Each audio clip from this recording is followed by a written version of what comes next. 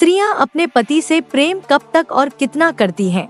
यह एक जटिल और भावनात्मक विषय है जो व्यक्ति और रिश्ते की स्थिति पर निर्भर करता है। एक महिला का अपने पति के प्रति प्रेम उसकी भावनाओं, आपसी समझ, सम्मान और रिश्ते की मजबूती पर आधारित होता है।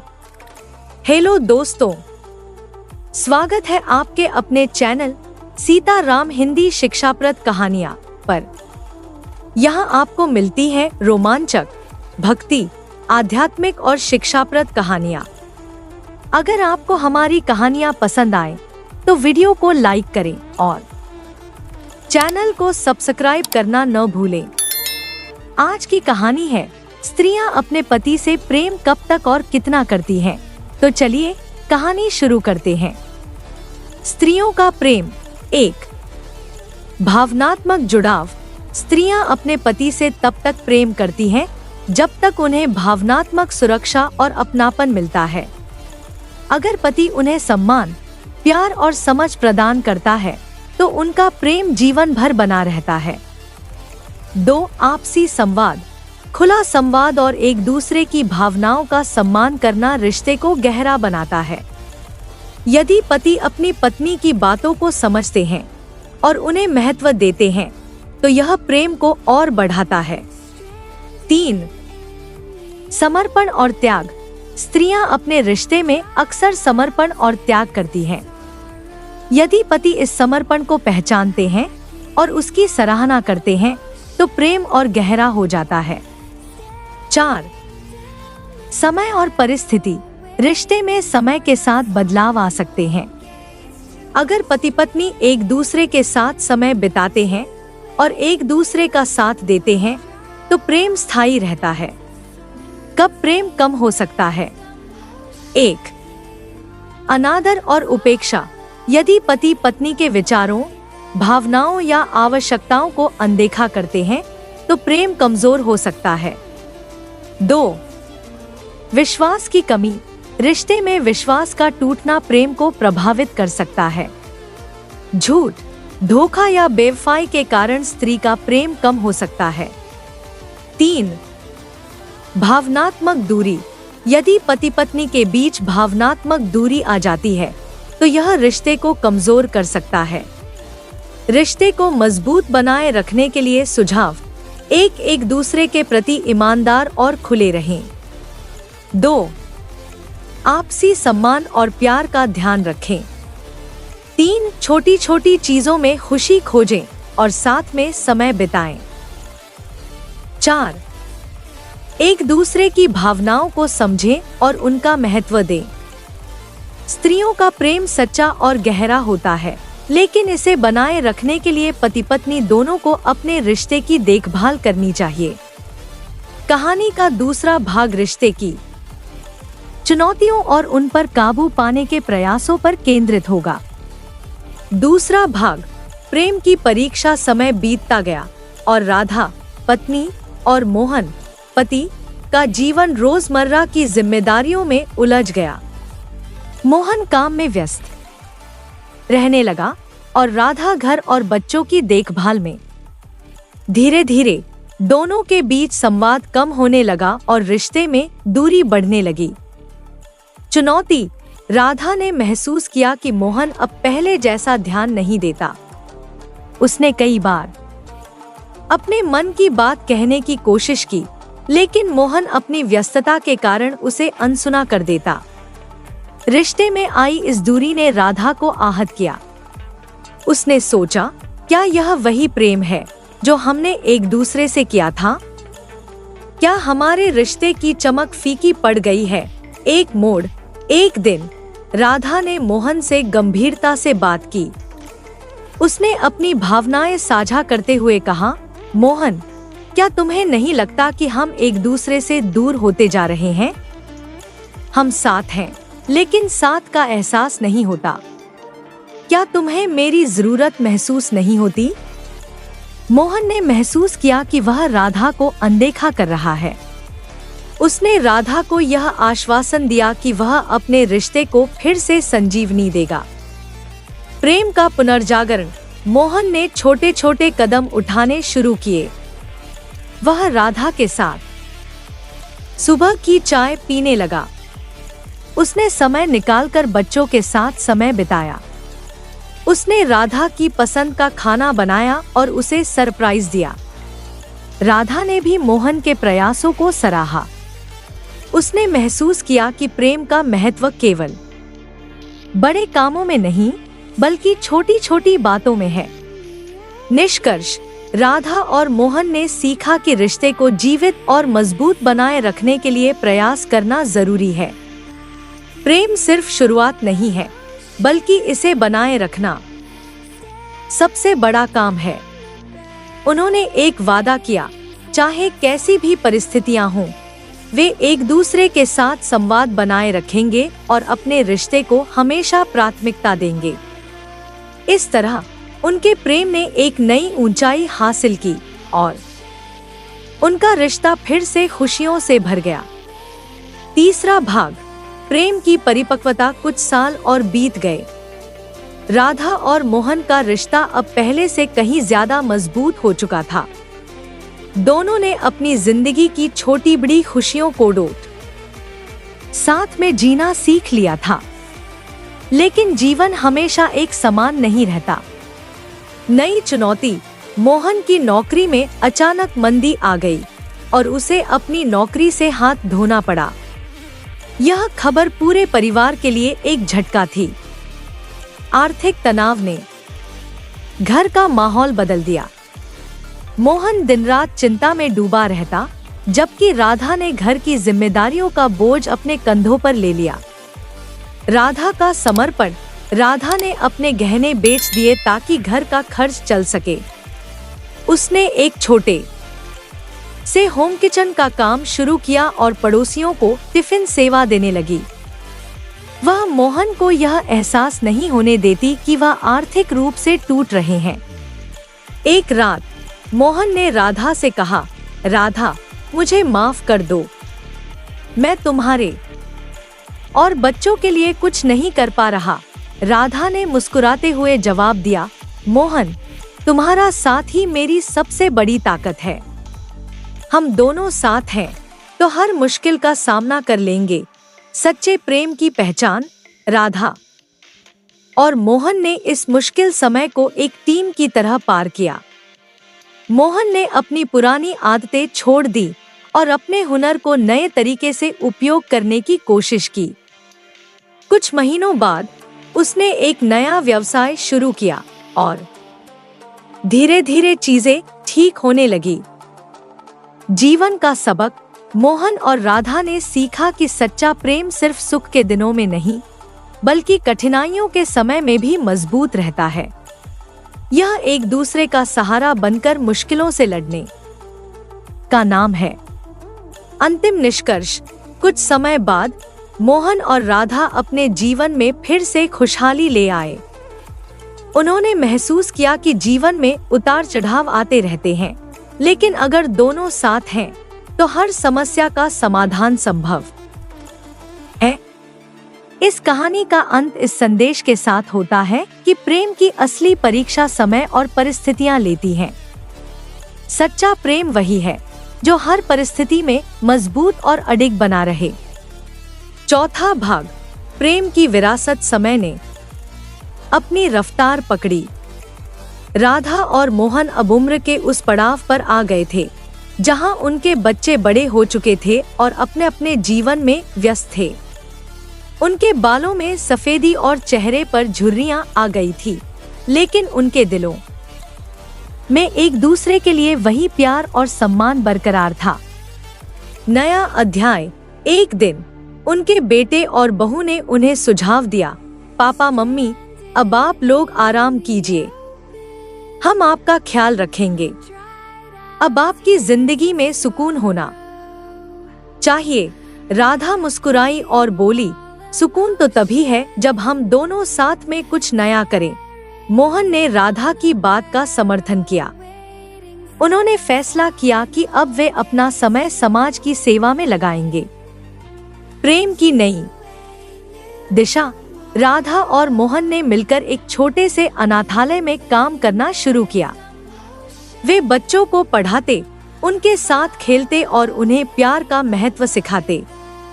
राधा खाना बनाती और कहानियां सुनाती, जबकि मोहन बच्चों को जीवन के छोटे छोटे पाठ पढ़ाता। एक दिन एक बच्चा मोहन से पूछ बैठा, दादाजी, आप और दादी जी हमेशा इतने खुश कैसे रहते हो? मोहन ने मुस्कुराते हुए जवाब दिया, खुशी का राज यह है कि हम हमेशा एक दूसरे का हाथ थामे रखते हैं, चाहे परिस्थितियां कैसी भी हों। हमने कभी एक दूसरे का साथ नहीं छोड़ा। प्रेम की विरासत, उनकी सेवा और प्रेम की भावना ने बच्चों के जीवन को गहराई से प्रभावित किया। बच्चे उनसे सच्चे रिश्तों का महत्व सीखने लगे। धीरे धीरे राधा और मोहन का जीवन एक नई प्रेरणा बन गया और उनका प्रेम अनगिनत लोगों के लिए एक मिसाल बन गया। अंतिम क्षण, एक दिन मोहन ने राधा से कहा, राधा, हमने जीवन के हर मोड़ पर साथ दिया। अब अगर जीवन खत्म भी हो जाए तो कोई गम नहीं। राधा ने उसका हाथ थामते हुए कहा, मोहन, जब तक हम साथ हैं, हर पल खूबसूरत है। कुछ सालों बाद वे दोनों शांतिपूर्वक एक दूसरे के साथ इस दुनिया को अलविदा कह गए। उनका प्रेम अनाथालय, उनके बच्चों और उनके आसपास के लोगों के दिलों में हमेशा के लिए बस गया। निष्कर्ष, राधा और मोहन की कहानी यह सिखाती है कि सच्चा प्रेम केवल अपने सुख की तलाश नहीं करता, बल्कि दूसरों की खुशियों को भी अपना बना लेता है। उनका जीवन यह संदेश देता है कि प्यार की सबसे बड़ी ताकत यह है कि वह समय के साथ परिपक्व होता है और दूसरों को प्रेरणा देता है। प्रेम की विरासत कभी खत्म नहीं होती, वह आने वाली पीढ़ियों तक जीवित रहती है। 5वां भाग, प्रेम का अमर संदेश। राधा और मोहन की विदाई के बाद उनका अनाथालय और उनके द्वारा सिखाए गए जीवन मूल्य उनकी सबसे बड़ी विरासत बन गए। अनाथालय के बच्चे, जो अब बड़े हो चुके थे, उनकी शिक्षाओं को जीवन में उतार रहे थे। राधा और मोहन का जीवन एक कहानी बन चुका था, जिसे हर कोई गर्व और प्रेरणा के साथ सुनाता था। बच्चों की पहल। एक दिन अनाथालय के बच्चों ने मिलकर एक बड़ा निर्णय लिया। उन्होंने राधा और मोहन के नाम पर एक संस्था बनाई, राधा मोहन प्रेम फाउंडेशन। इस संस्था का उद्देश्य उन लोगों की मदद करना था जो प्यार, अपनापन और सहारे की तलाश में थे। इस फाउंडेशन में एक, परिवारों को जोड़ने के लिए काउंसलिंग सेवाएं, टूटते रिश्तों को बचाने के लिए। 2, बुजुर्गों के लिए सहायता केंद्र, अकेले बुजुर्गों को सहारा देने के लिए। 3, अनाथ बच्चों के लिए शिक्षा और रोजगार, ताकि वे आत्मनिर्भर बन सकें। संदेश का प्रसार। फाउंडेशन ने राधा और मोहन की कहानी को एक प्रेरक पुस्तक और फिल्म के रूप में भी प्रकाशित किया। इस कहानी ने लाखों लोगों के दिलों को छुआ और उन्हें अपने रिश्तों को संवारने की प्रेरणा दी। उनके बच्चे और समाज का योगदान। राधा और मोहन के अपने बच्चे भी इस पहल में शामिल हुए। उन्होंने महसूस किया कि उनके माता-पिता ने जो प्रेम और त्याग दिखाया, वह केवल उनके परिवार तक सीमित नहीं था, बल्कि पूरे समाज का मार्गदर्शन कर सकता था। उनके बेटे ने एक बार कहा, माँ-पापा ने हमें सिखाया कि सच्चा प्रेम केवल पाना नहीं, बल्कि देना है। यह कहानी केवल हमारी नहीं, बल्कि हर उस व्यक्ति की है जो अपने रिश्ते को सहेजना चाहता है। अंतिम अध्याय। राधा और मोहन के नाम पर बनाए गए इस फाउंडेशन ने हजारों टूटते रिश्तों को जोड़ा, अनाथ बच्चों को नया जीवन दिया और अकेले बुजुर्गों को एक परिवार का एहसास दिलाया। उनकी कहानी अब केवल एक कथा नहीं थी, बल्कि प्रेम और सेवा का अमर संदेश बन गई थी। निष्कर्ष, राधा और मोहन का प्रेम केवल एक दूसरे तक सीमित नहीं रहा, बल्कि उसने अनगिनत दिलों को रोशन किया। उन्होंने साबित किया कि प्रेम केवल शब्दों तक नहीं, बल्कि कर्मों में जीवित रहता है। उनकी कहानी हमेशा यह याद दिलाती है, प्रेम वह दीपक है जो जितना जलता है उतना ही दूसरों का जीवन रोशन करता है। छठा भाग, प्रेम की अनुगूंज। राधा मोहन प्रेम फाउंडेशन अब एक ऐसी संस्था बन चुकी थी जो देश भर में प्रेम, सेवा और आपसी समझ का संदेश फैला रही थी। उनकी विरासत सिर्फ उनके बच्चों और अनाथालय तक सीमित नहीं रही, बल्कि इसने समाज के हर कोने में अपनी जगह बना ली थी। नई पीढ़ी का योगदान। राधा और मोहन की पोती आर्या, जो विदेश में पढ़ाई कर रही थी, भारत लौट आई। उसने फाउंडेशन में काम करने का निर्णय लिया। आर्या ने नई तकनीकों और आधुनिक दृष्टिकोण से फाउंडेशन को और विस्तार दिया। आर्या ने कहा, दादा दादी ने हमें सिखाया कि प्रेम कभी पुराना नहीं होता। यह हर पीढ़ी के लिए उतना ही नया और महत्वपूर्ण है। फाउंडेशन का विस्तार। एक डिजिटल प्लेटफॉर्म। फाउंडेशन ने एक ऐप लॉन्च किया जहां लोग अपने रिश्तों से जुड़ी समस्याओं पर काउंसलिंग ले सकते थे। 2. वैश्विक पहुंच। राधा मोहन की कहानी अब कई भाषाओं में अनुवादित होकर दुनिया के विभिन्न हिस्सों में पहुंच चुकी थी। 3. वार्षिक उत्सव। हर साल उनकी पुण्यतिथि पर प्रेम उत्सव मनाया जाता, जहां लोग अपने अनुभव साझा करते और रिश्तों को मजबूत करने के लिए प्रेरित होते। समाज पर प्रभाव। फाउंडेशन ने हजारों परिवारों को टूटने से बचाया। एक दिन एक वृद्ध महिला फाउंडेशन में आई और कहा, अगर यह फाउंडेशन न होता तो मैं अकेलेपन में मर जाती। आपने मुझे मेरे जीवन का उद्देश्य दिया है। राधा मोहन का स्मारक। फाउंडेशन के मुख्यालय में एक छोटा सा स्मारक बनाया गया, जहां राधा और मोहन की कहानी चित्रों और लिखित रूप में प्रस्तुत की गई। यह जगह उन सभी के लिए प्रेरणा का केंद्र बन गई जो सच्चे प्रेम की तलाश में थे। आर्या का सपना। आर्या ने फाउंडेशन को अंतर्राष्ट्रीय स्तर पर पहुंचाने का सपना देखा। उसने वर्ल्ड रिलेशनशिप समिट का आयोजन किया, जहां दुनिया भर से लोग रिश्तों की समस्याओं और उनके समाधान पर चर्चा करने के लिए एकत्र हुए। अंतिम संदेश। राधा और मोहन की कहानी अब एक युगांतकारी आंदोलन बन चुकी थी।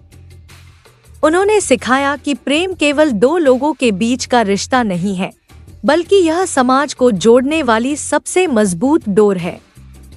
प्रेम की अनुगूंज समय और स्थान की सीमाओं को पार करती है।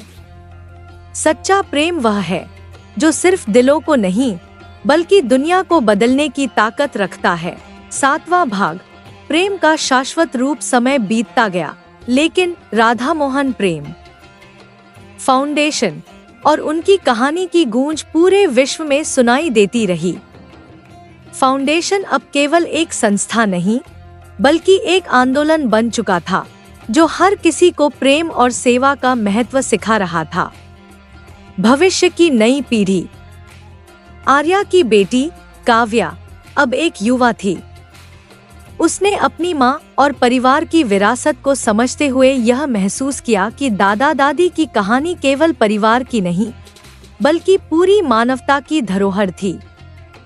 काव्या ने इस संदेश को नई ऊंचाइयों तक ले जाने का बीड़ा उठाया। काव्या का सपना। काव्या ने एक नया प्रोजेक्ट शुरू किया जिसका नाम था प्रेम का संसार। इस प्रोजेक्ट का उद्देश्य था 1.